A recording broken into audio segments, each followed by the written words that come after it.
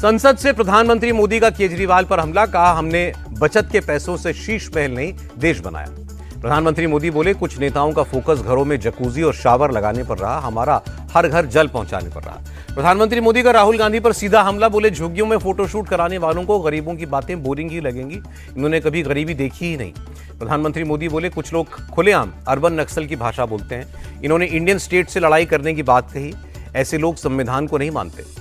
चीन वाले बयान पर भी प्रधानमंत्री ने राहुल को घेरा, कहा कुछ लोग सिर्फ मैच्योर दिखने के लिए विदेश नीति पर बोलते हैं, जानकारी हो या ना हो बस बोल देते हैं। प्रधानमंत्री मोदी ने कहा हम जहर की राजनीति नहीं करते, सत्ता सेवा बन जाए तो राष्ट्र निर्माण होता है और यही सत्ता विरासत बन जाए तो लोकतंत्र खत्म हो जाता है।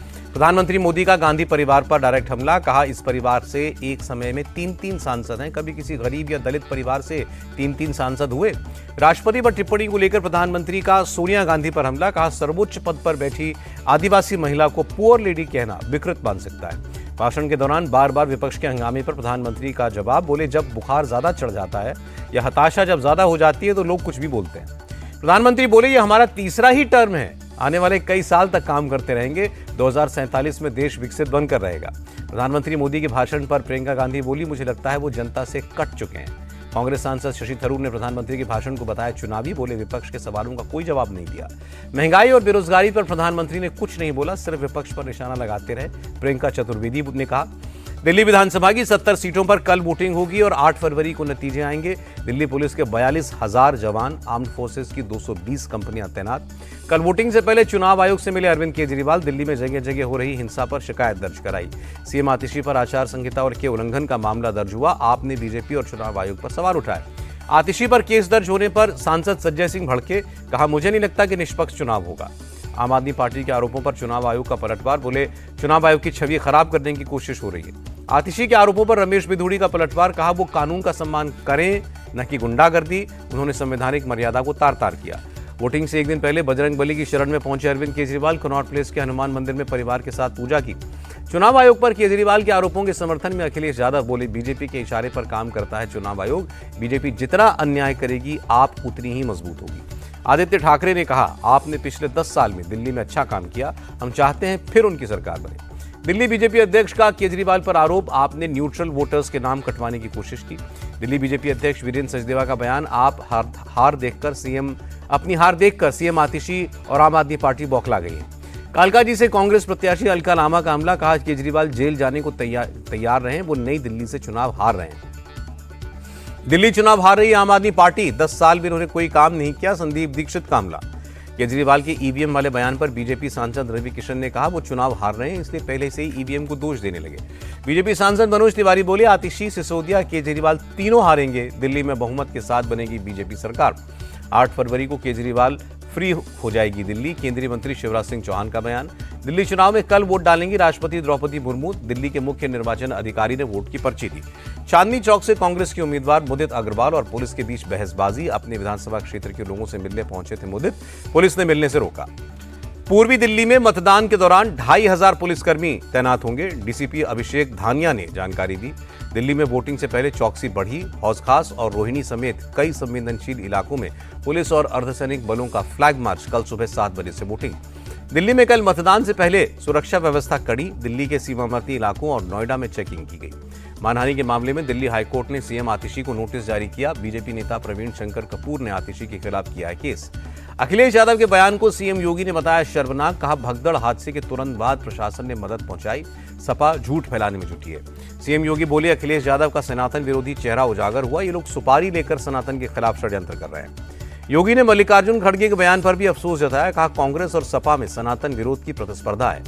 अखिलेश ने महाकुंभ हादसे के मृतकों का आंकड़ा मांगा, लोकसभा में बोले जेसीबी से मिटाए गए सबूत, हादसे के बाद हेलीकॉप्टर से पुल बसाए गए। अखिलेश यादव बोले महाकुंभ में इंतजाम की जगह प्रचार हो रहा है, महाकुंभ की जिम्मेदारी सेना को दी जाए, बीजेपी सरकार में शाही स्नान की परंपरा टूटी। अखिलेश यादव ने हादसे पर सर्वदलीय बैठक बुलाने की मांग की, कहा जिम्मेदार लोगों के खिलाफ सरकार सख्त से सख्त कार्रवाई करे। इंडिया गठबंधन में तकरार से अखिलेश का इनकार, कहा जातिगत जनगणना के मुद्दे पर हम कांग्रेस के साथ हैं। अखिलेश के आरोपों का बीजेपी सांसद हेमा मालिनी ने जवाब दिया, कहा कुंभ हादसे को बढ़ा चढ़ाकर पेश किया गया, सरकार ने अच्छे से स्थिति संभाली। सपा सांसद धर्मेंद्र यादव का पलटवार, कहा हेमा मालिनी सत्ताधारी पार्टी की नेता हैं, उन्हें स्पेशल ट्रीटमेंट मिला होगा। कांग्रेस सांसद तारिक अनवर ने भी हेमा मालिनी को आड़े हाथों लिया। कहा वो कभी नहीं जान सकती कि महाकुंभ में क्या हुआ था। कल महाकुंभ में डुबकी लगाएंगे प्रधानमंत्री मोदी। मां गंगा की पूजा अर्चना भी करेंगे। भूटान नरेश के साथ सीएम योगी ने संगम में डुबकी लगाई। कल प्रधानमंत्री के दौरे की तैयारियों का भी जायजा लिया। सीएम योगी और भूटान के राजा ने डिजिटल महाकुंभ अनुभव केंद्र का दौरा किया। सीएम योगी के साथ वर्चुअल बोटिंग का आनंद लिया। भूटान के राजा ने त्रिवेणी संगम पर की आरती। सीएम योगी भी आरती में मौजूद रहे। महाकुंभ में प्रधानमंत्री के दौरे को लेकर सुरक्षा व्यवस्था सख्त। अरेल और संगम नोस पर प्रशासन ने सुरक्षा के कड़े इंतजाम किए।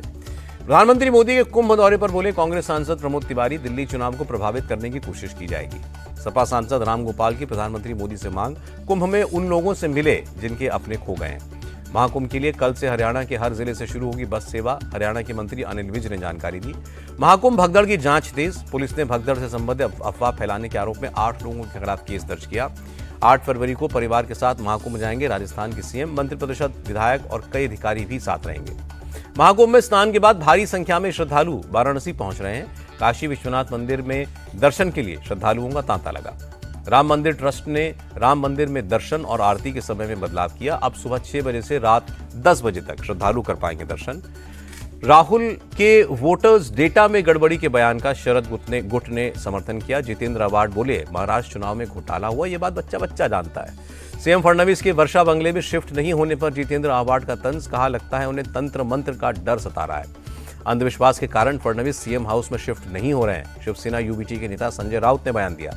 महाराष्ट्र बीजेपी चीफ चंद्रशेखर बावनकुले ने कहा, राहुल गांधी ने महाराष्ट्र का अपमान किया। जिन लोगों ने ईमानदारी से वोट किया उनका अपमान किया। मुंबई महानगर पालिका का 74,427 करोड़ का बजट पेश हुआ। मुंबई के विकास के लिए 43,162 करोड़ का प्रावधान। बीएमसी के बजट का डिप्टी सीएम एकनाथ शिंदे ने स्वागत किया। कहा, मुंबई को इससे ज्यादा फायदा होगा। 12 फरवरी को अमेरिका जाएंगे प्रधानमंत्री मोदी। 13 फरवरी को व्हाइट हाउस में राष्ट्रपति ट्रंप से मीटिंग। उत्तराखंड के बाद अब गुजरात में भी यूसीसी लाने की तैयारी। राज्य सरकार ने 5 सदस्यीय कमेटी बनाई। 45 दिनों में रिपोर्ट सौंपेगी समिति। उत्तराखंड और गुजरात की तरह महाराष्ट्र में भी लागू होगा UCC. Deputy CM Eknath Shinde बोले, सीएम फडणवीस और अजीत पवार से इस पर चर्चा करेंगे। कुलगाम आतंकी हमले के बाद गृहमंत्री अमित शाह ने की हाई लेवल बैठक। जम्मू कश्मीर की सुरक्षा व्यवस्था पर अपडेट लिया। लोकसभा में चीन को लेकर दिए राहुल गांधी के बयान पर भड़के रक्षा मंत्री राजनाथ सिंह। कहा, जो राहुल गांधी ने कहा वो सेना प्रमुख ने कभी बोला ही नहीं। राजनाथ सिंह ने कहा, राहुल गांधी राष्ट्रीय हित के मामलों पर गैर जिम्मेदार राजनीति करते हैं। उन्हें आत्मनिरीक्षण करना चाहिए। बीजेपी सांसद निशिकांत दुबे ने लोकसभा स्पीकर को चिट्ठी लिखी।